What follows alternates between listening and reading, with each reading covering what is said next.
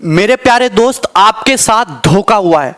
और धोखा क्या कि यह सरकार निकम्मी है। और जितने भी सरकार के लोग इस वीडियो को देख रहे हैं, मैं साफ साफ और सीधे शब्दों में कहना चाहता हूं कि तुम्हारी सरकार निकम्मी है। आज हमारे देश का जो सबसे बड़ा मुद्दा है, सबसे बड़ा मुद्दा केवल एक है। इस समय भारत में, आवाज आ रही है मेरी? इस समय भारत में 10 करोड़ से ज्यादा लोग किसी ना किसी तरीके की बेरोजगारी से जूझ रहे हैं। 2 करोड़ से ज्यादा लोगों की नौकरियां केवल और केवल इस कोरोना के टाइम में गई। 50 लाख से ज्यादा लोगों की नौकरियां केवल और केवल इस जुलाई के महीने में गई। अगर मैं कहूं कि चुनाव का नामांकन आज किया जाए, 2 साल बाद चुनाव कराया जाए, 1 साल बाद चुनाव का रिजल्ट आए और चुनाव में गड़बड़ी के कारण 3 साल कोर्ट में मुकदमा चलता रहे और उसके बाद कोर्ट उस चुनाव को निरस्त कर दे, तो सरकार में बैठे लोगों को और नेताओं को कैसा लगेगा? जो आपको फील होगा, सेम ऐसा फील इंडिया का हर एक स्टूडेंट, कॉम्पिटिटिव एग्जाम की तैयारी करने वाला, चाहे वो रेलवे की तैयारी करता हो, चाहे एसएससी की तैयारी करता हो, चाहे आरआरबी की तैयारी करता हो, एनटीपीसी की तैयारी करता हो, डेली ये गम लेके जीता है। आज हमारे देश का जो सबसे बड़ा मुद्दा है वो केवल और केवल बेरोजगारी है। स्टूडेंट मुझसे पूछते हैं कि सर टीयर 3 2018 का रिजल्ट कब आएगा, डिस्क्रिप्टिव का रिजल्ट आएगा? मैं क्या बोलूं? मैं बोलता हूं 2 महीने बाद आ जाएगा भाई, 3 महीने बाद आ जाएगा। लेकिन अगर एसएससी से बात पूछोगे तो एसएससी जवाब देगी भैया 2-3 महीने तो बहुत कम टाइम है, कम से कम 4-5 साल का टाइम तो दे। 4-4 5-5 साल तक बच्चे अटके हुए हैं। मैं आपको डाटा दिखाता हूं। 2018 की सीजल की बात करते हैं। नोटिफिकेशन आया मई में 2018 में, मई 2018 में आया। बच्चे ने जनवरी 2018 से तैयारी शुरू किया होगा कम से भी कम। ऑनलाइन एग्जाम जो एप्लीकेशन है वो 5 मई से भरा गया। प्रीलिम का पेपर हो गया, मेंस का पेपर हो गया 11 सितंबर 2019 को। बहुत बढ़िया बात है, बच्चे खुश हैं। उसके बाद डिस्क्रिप्टिव का पेपर हो, महिमा सुनिए, 29 दिसंबर को। आज तक डिस्क्रिप्टिव के रिजल्ट का पता नहीं है। पूरा साल बीतने को तैयार हो गया। भगवान जाने कब सीपीटी टेस्ट होगा, कब डॉक्यूमेंट वेरिफिकेशन आएगा और कब ज्वाइनिंग होगी। एक नौकरी पाने के लिए 4-4 5-5 साल इंतजार करना पड़ रहा है। आपका एग्जाम का रिजल्ट तो बहुत जल्दी आ जाता है, आपके काम के मुद्दे तो 1 हफ्ते में निमट जाते हैं, और बच्चे यहां पे 4-4 5-5 साल तक एक नौकरी पाने के लिए जूझ रहे हैं। और वो आंदोलन करते तो पुलिस उन पे लट्ठे बरसाती है, उनको भगा देते हैं वहां से। मैं एक और बात दिखाता हूं। आप देखिए railway exam NTPC group D का 1 मार्च 2019 को नोटिफिकेशन आता है। बंपर वैकेंसी आते हैं 90,000 से ज्यादा, लगभग 1 लाख वैकेंसी आती हैं। और ये भी पता है ये चुनावी लॉलीपॉप है कि चुनाव से पहले बच्चे दिखाएंगे, बच्चे खुश, अब तो रेलवे में नौकरी करेंगे, जिंदगी आसान से गुजरेगी। 2.5 करोड़ से ज्यादा फॉर्म उसमें जाते हैं। 500 रुपए फीस ले लेते हैं एक बच्चे से कि 500 रुपया हमको फीस दे दो और 100 रुपया केवल एग्जाम फीस है, 400 रुपया सब्सिडी की तरह आपके अकाउंट में वापस आ जाएगा। मतलब कुल मिला के अगर 2 साल से एग्जाम नहीं हो पाया, 550 से ज्यादा दिन गुजर चुके हैं, अभी तक वेंडर डिसाइड नहीं कर पाए कि कौन एग्जाम लेगा। अगर तुमको चुनाव के लिए फंड इकट्ठा करना था, चंदा मांग लेते, हर आदमी चंदा दे देता।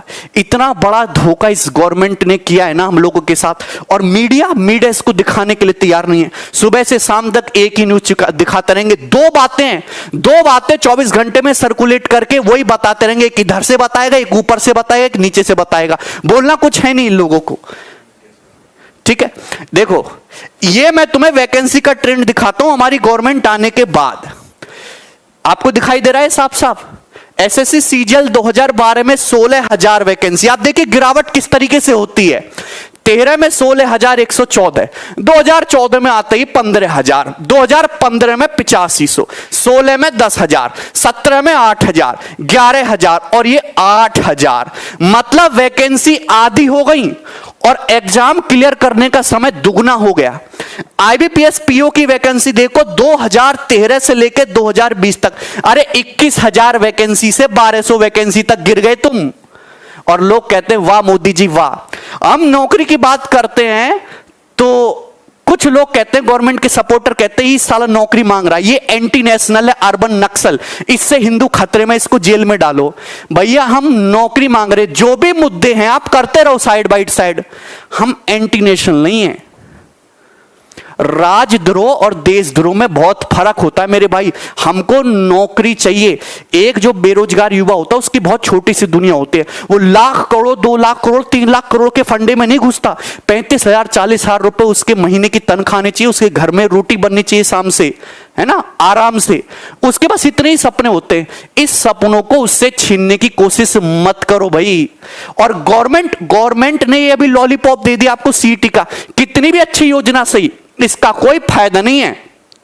हमें सीईटी नहीं चाहिए, हमें एक ऐसा कमीशन चाहिए जिससे एग्जाम जल्दी हो, 1 से 1.5 साल में सारी प्रक्रिया खत्म करके हमारे हाथ में नौकरी और तनख्वाह दे। हमें ऐसा कमीशन चाहिए। सीईटी से बढ़िया यह होता कि जिन बच्चों का सीएचएसएल का पेपर अटका हुआ है, एनटीपीसी आरआरबी अटका हुआ है, एमटीएस लटका हुआ है, सीजल मेंस नहीं हो रहा टाइम से, आने वाले पेपरों का कुछ आता पता नहीं है, कि इन रुके हुए पेपर को जल्दी करा के बच्चों की ज्वाइनिंग दे। आपके पास पैसा नहीं है देने के लिए, तनख्वाह देने के लिए पैसा नहीं, तो साफ साफ बोल दो कि हम तो भिख मंगे, हमारे पास कुछ नहीं है तुम्हें देने के लिए। आप गवर्नमेंट जॉब खत्म कर दो, आप गवर्नमेंट जॉब खत्म कर दो, बाकी 2024 के चुनाव में हम लोग देख लेंगे, हम अपने हिसाब से देख लेंगे तुम्हें। फिर आप कुछ बोलते नहीं हो, सीधा सीधा सब छुपाए चले जा रहे हो। देखिए, ये हर एक स्टूडेंट की लड़ाई है और आपको खुद ही लड़नी पड़ेगी। तो ये एक हैशटैग है ट्विटर पे, देखो, हम भगत सिंह के जमाने से तो है नहीं कि हम सड़कों पे आके विद्रोह करेंगे, क्योंकि सड़कों पे आके विद्रोह करेंगे तो कूटे हम ही जाएंगे, हम लोग एंटी नेशनल, और हम लोगों के ऊपर उल्टे सीधे चार्ज लगेंगे। तो हम सोशल मीडिया में बहुत प्यार से और बहुत तमीज से अपनी बात रखेंगे। 1 सितंबर को 11 बजे से हम एक हैशटैग ट्रेंड करेंगे, hashtag SSC declare CGL result. जितने भी स्टूडेंट हैं, सारे के सारे स्टूडेंट, अगर 1 लाख ट्वीट होगा ना, पर डे 15 दिन तक ट्रेंड करेगा।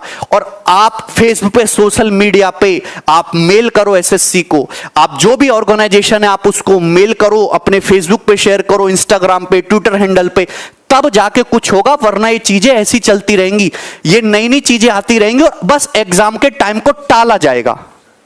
ठीक है भाई, बस एग्जाम के टाइम को टाला जाएगा और ऐसी कहानी चलती रहेगी आगे तक। ये साल के साल ऐसे ही निकलते जाएंगे और बेरोजगारी का लेवल बढ़ता जाएगा। ये हैशटैग खाली ट्रेंड कराने के लिए नहीं है, ये एक मूवमेंट है। मूवमेंट का मतलब जानते हो, आंदोलन है। ठीक है, छोटे से हैशटैग को लेकर परेशान हो गए कि हैशटैग लंबा है, लंबा होना चाहिए। ठीक है, हम ये हैशटैग ही हमारे मूवमेंट का सब कुछ है, राइट। सो पहली बात, पहला अपडेट मैं दे रहा हूं, मैंने यहाँ क्या लिखा हुआ है कि रिया नहीं, अपनी नौकरिया के बारे में सोचिए, राइट। नौकरिया का मतलब ये होता है नौकरी। Let's talk about that. Big media houses are busy discussing about Rhea because there is TRP. Where is TRP, they will do that. The only question is कि what are we going to do for it. देखिए, सबसे पहले ये ध्यान रखना, complain करना छोड़ दो। आज तुम जहां खड़े हो इसको पहले एक्सेप्ट कर लो। ठीक है, कि हम यहां खड़े हैं, हमारी नौकरी में समस्या है, ज्वाइनिंग नहीं आ रही है, 2017 वालों की ज्वाइनिंग नहीं हुई, वेटिंग लिस्ट बनती नहीं है, एसएससी 2018 का रिजल्ट आया नहीं है, रेलवे वालों का एग्जाम का कुछ पता ही नहीं है। तो let us accept where we are today, okay, and let's understand why it is important to do this right now. ठीक है, अब सवाल यह है कि आपका मुद्दा अगर ऊपर तक पहुंचाना है तो पता है क्या करना है। कई लोगों ने मुझे लिखा है कि sir Sonu Sood help us करके एक हैशटैग चलाते हैं। यही तुम्हारी बेवकूफी है कि तुम कुछ भी होता है बस दूसरों से मदद मांगने पहुंच जाते हो। Sonu Sood help us, Sonu Sood already बहुत काम कर रहे हैं, अच्छा काम कर रहे हैं, उनको अपना काम करने दो। तुम कब खड़े होगे खुद के लिए? 2 करोड़ बच्चे हैं, 2 करोड़ बच्चे, और वो सबसे भीख मांग रहे हैं कि मेरे लिए खड़े हो जाओ। ठीक है, सब लोग आएंगे तब जब तुम खड़े होगे, तुम्हारे भले के लिए हर कोई खड़ा होगा। ठीक है, तो पहला काम ये शॉर्टकट लेना छोड़ दो। अगर शॉर्टकट लेना है ना तो फिर हमारी जरूरत नहीं है इसमें, हम लोगों की। हम लोग मैंने इसलिए बोला है क्योंकि बहुत लोग सपोर्ट में आ चुके हैं। कल शुभम जैन ने एक वीडियो बनाया मेरे बिना बात किए हुए। देखो, लोग खुद ही आगे आ रहे हैं क्योंकि लोग आपको लेके कंसर्न हैं। उन्हें पता चला कि बच्चों को मदद करने का एक मौका मिला है, करेंगे, क्योंकि हमेशा उन्होंने यही काम किया है। शुभम जैन ने एक वीडियो बनाया, ठीक है। उसके बाद अनुज सेंगर ने एक पोस्ट किया, टॉपर्स क्लब करके उनका चैनल भी है, मैथ्स पढ़ाते हैं आपको। उनके 200 में 200 नंबर भी रह चुके हैं, मिस्टर 200 बोलते हैं लोग उनको। ठीक है, उसके बाद मुखर्जी नगर के कई टीचर्स ने हमारे फ्रेम्स को यूज करना शुरू किया, let us support SSC student. ठीक है, वो सपोर्ट आपको मिल रहा है। और भी कई सारे टीचर्स हैं जिन्होंने पोस्ट करना शुरू किया है। सो ये कहना कि आपको टीचर्स का सपोर्ट नहीं मिल रहा है, ऐसा नहीं है, आपको टीचर्स का सपोर्ट मिल रहा है। आज निखिल गुप्ता ने पोस्ट किया है क्यू मैथ्स पे, इतने अच्छे से उन्होंने सारे पॉइंट को लिखा है, राइट। तो पहली बात तो यह है कि तुम्हारे लिए हर कोई खड़ा है। तुम चाहते क्या हो कि तुम्हारी लड़ाई को लोग आके लड़ लें, हमें कुछ करना ही ना पड़े।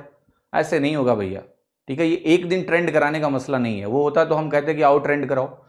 अभिनय सर से मेरी बात हुई है आज, हम लोगों ने व्हाट्सएप पे बात करी है, कल हम फोन पे बात कर रहे हैं, कल मैं शुभम से भी बात करूंगा, कल मैं निखिल से भी बात करूंगा, मतलब अगले 2 दिनों में मैं सबसे बात करने की कोशिश करूंगा, ठीक है। तो मैं आपको ये समझाने की कोशिश कर रहा हूं कि हम लोग प्लान आउट कर रहे हैं कि कैसे आपके लिए कुछ करना है, लेकिन एक चीज का ध्यान रखो, मैं बार बार बोल रहा हूं कि ये जो टालने वाला है ना कि हेल्प अस करने से अगर मैं बिग इश्यूज की बात करूं, जो मेन मुद्दा उठाया गया है वो ये है कि जो आपके एग्जाम्स हैं, एसएससी सीजीएल टीयर 3 का रिजल्ट अभी तक नहीं आया, एसएससी एमटीएस टीयर 2 का रिजल्ट नहीं आया। सीजीएल टीयर 3 का रिजल्ट एक्सपेक्टेड है सितंबर मंथ में आ सकता है, लेकिन कोई गारंटी नहीं है। एमटीएस टीयर 2 एग्जाम की बात करें, एसएससी ने कहा है अक्टूबर में दे देंगे, तो वो दे देंगे, ठीक है। तो एमटीएस टीयर 2 रिजल्ट की डेट आ चुकी है, इसमें ज़्यादा कुछ नहीं कर सकते। सीजीएल टीयर 3 डेट जो है अभी एसएससी ने नहीं दी है, लेकिन एक्सपेक्टेड सितंबर में, और मुझे उम्मीद है सितंबर में आ जाएगा। तो ये 2 इशूज़ तो मेरे लिए बहुत बड़े नहीं हैं, मैं क्लियरली बता रहा हूँ, मेरे लिए दोनों इशूज अभी बड़े नहीं हैं। इनका रिजल्ट हमें पता है एक पर्टिकुलर टाइम के बाद आ जाएगा। लेकिन आप मुझे ये चीज़ बताओ, क्या टीयर 3 के रिजल्ट आने के बाद आपकी जॉब लग जाएगी? नहीं लगेगी। टीयर 3 के रिजल्ट आने के बाद भी टीयर 4 पता नहीं कितने टाइम बाद कंडक्ट कराया जाएगा। टीयर 4 एग्जाम कंडक्ट होगा, उसके कितने टाइम के बाद उसका रिजल्ट आएगा। पिछली बार अगर हम बात करें सीजीएल 2017 की, मैं यहाँ पे बात कर रहा हूँ, आपका जो रिजल्ट आया था शायद 9 या 10 मई को आया था टीयर 3 का। उसके बाद अगर हम बात करें जून में आपका क्या कराया गया था, अगले महीने मिड जून से आपके स्टार्ट हो गए थे किसके, इसका CPT exam, tier 4 document verification. इस टाइम कोरोना काल है तो और भी ज़्यादा टाइम लग सकता है, और जून में एग्जाम होने के बाद भी काफ़ी ज़्यादा टाइम गया था, और फिर आपका वो एग्जाम कंडक्ट किया था, कहते हैं फाइनल रिजल्ट आपका काफ़ी टाइम बाद आया था। आपको जो फाइनल रिजल्ट आया था 15 नवंबर को आया था। तो आप देख रहे हो जून से लेकर नवंबर तक का टाइम जा रहा है हमारे पास, कितना ज़्यादा टाइम वेस्ट हो रहा है इस चीज़ के अंदर, फाइनल रिजल्ट आने में कितना ज़्यादा टाइम लग रहा है। और फाइनल रिजल्ट आने के बाद भी ये नहीं है कि सारी चीज़ें सोल्व हो गई, उसके बाद ज्वाइनिंग में भी टाइम लगता है। तो मुद्दा ये नहीं है कि सीजीएल टीयर 3 का रिजल्ट डिक्लेयर किया जाए, मुद्दा सीजीएल टीयर 3 का रिजल्ट सितंबर में स्टार्टिंग में आ जाए या बाद में आ जाए, आ ही जाएगा, लेकिन हमें पूरे प्रोसेस को चेंज करना है। और मैं बताऊंगा आपको प्रोसेस कैसे चेंज किया जा सकता है, कैसे चीज़ों को फास्ट किया जा सकता है। अच्छा, अगर हम बात करें वेटिंग लिस्ट की, हमने बात करी थी एसएससी एग्जाम्स में, इसमें कुछ प्रॉब्लम्स भी हैं, तो इमीडिएट सोल्यूशन क्या है कि वेटिंग लिस्ट तो आएगी, इसके बारे में जरूर बात होनी चाहिए, लेकिन जो इमीडिएट सॉल्यूशन जो एसएससी कर सकता है जिससे स्टूडेंट को फायदा होगा, उस चीज़ के बारे में मैं बात करूंगा। आरआरबी एनटीपीसी एग्जाम जिसका 1.5 साल पहले नोटिस निकला था, ठीक, उसका अभी तक एग्जाम डेट नहीं आई, वेंडर डिसाइड नहीं किया गया, तो इसे तो आप, ये तो लॉस्ट केस है, और इस पर सबसे पहले काम होना चाहिए, वेंडर डिसाइड होना चाहिए, और डेट आनी चाहिए एग्जाम की, एग्जाम कब कंडक्ट कराया जाएगा, ठीक है, कभी की भी हो, लेकिन डेट आनी चाहिए, एक पर्टिकुलर डेट बता दी जाए कि हाँ यहाँ पे आपका एग्जाम कंडक्ट कराया जाएगा, जिससे बच्चे अपनी तैयारी करें, ठीक है। 1.5 साल वैसे ही बर्बाद हो चुके हैं बच्चों के, लेकिन अभी भी अगर सभी लोग साथ होंगे तो इस पर कुछ किया जा सकता है।